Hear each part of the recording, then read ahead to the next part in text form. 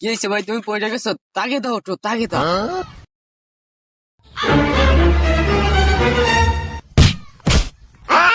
এই, তুই তো বাসি।